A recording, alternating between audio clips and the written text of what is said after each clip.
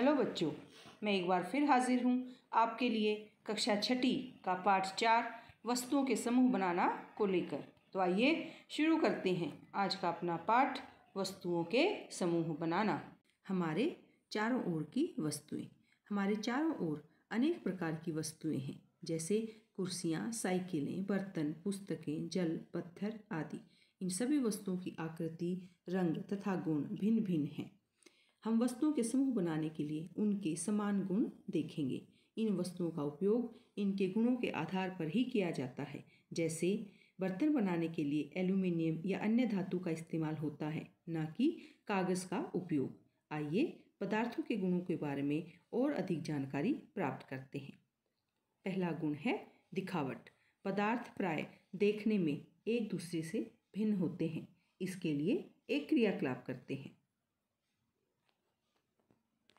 विभिन्न पदार्थ लीजिए, जैसे लकड़ी, एल्यूमिनियम, मोमबत्ती, स्टील, सोने की अंगूठी और कागज। इनमें जो पदार्थ आपको चमकीले दिखाई दें, उनका एक समूह बनाइए, जैसे एल्यूमिनियम, सोने की अंगूठी और स्टील। इन पदार्थों को कहेंगे द्युतिवान पदार्थ। बाकी जो पदार्थ जिनमें चमक नहीं है, उन्हें कहेंगे द्युतिहीन, जैसे लकड़ी, मोमबत्ती और कागज। द्युतिवान पदार्थ प्राय धातु होते हैं।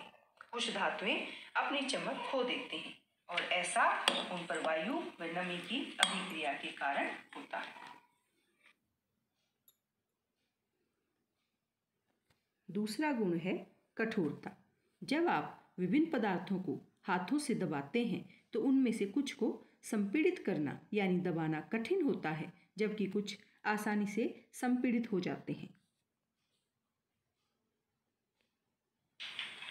आइए कुछ पदार्थों पर इसे आजमाते हैं। ये धातु की चाबी है। इससे इन कुछ पदार्थों को खरोंच कर देखते हैं।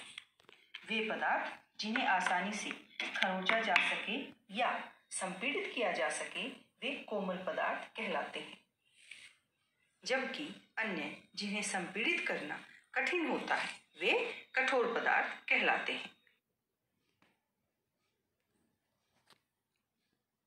अगला गुण है विलेय या अविलेय पदार्थ। कुछ पदार्थ जैसे चीनी, नमक, नींबू आदि जल में पूर्णतः लुप्त हो जाते हैं, अर्थात घुल जाते हैं। वे विलेय कहलाते हैं। अन्य पदार्थ जो काफी समय तक जल में विलोड़ित करने पर भी लुप्त नहीं होते, वे अविलेय कहलाते हैं। अगला गुण हम देखेंगे तैरने या डूबने वाली वस्तुएं। मेरे पास ये कुछ वस्तुएं हैं। आइए इन्हें जल में डालकर परीक्षण करते हैं कि ये तैरती हैं या डूबती हैं। जैसे इस परीक्षण से 2 प्रकार की वस्तुएं प्राप्त होती हैं, डूबने वाली और तैरने वाली वस्तुएं।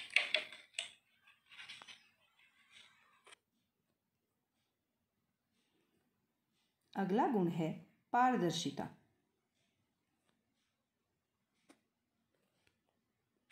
जिन वस्तुओं के आर पार देखा जा सके, वे पारदर्शी कहलाती हैं, जैसे ये कांच।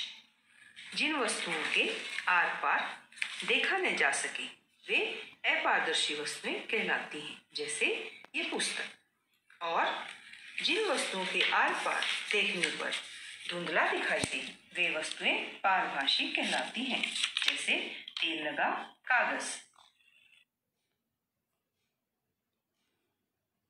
इन सभी क्रियाकलापों से हमने सीखा कि पदार्थों की अपनी भिन्न दिखावट होती है। जल में घुलने या न घुलने का ढंग अलग अलग होता है।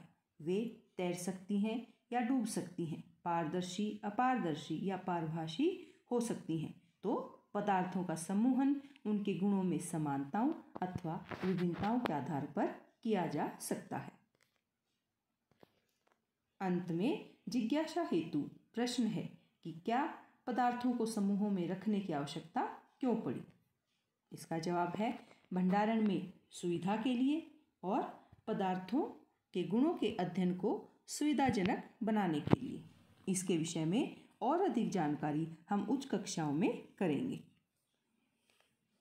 अगर आप ऐसी और भी विज्ञान की वीडियो देखना चाहते हैं तो इस चैनल को लाइक कीजिए, सब्सक्राइब कीजिए और अपने दोस्तों के साथ शेयर कीजिए ताकि वे भी इस कठिन समय में अपनी पढ़ाई को जारी रख सकें। धन्यवाद।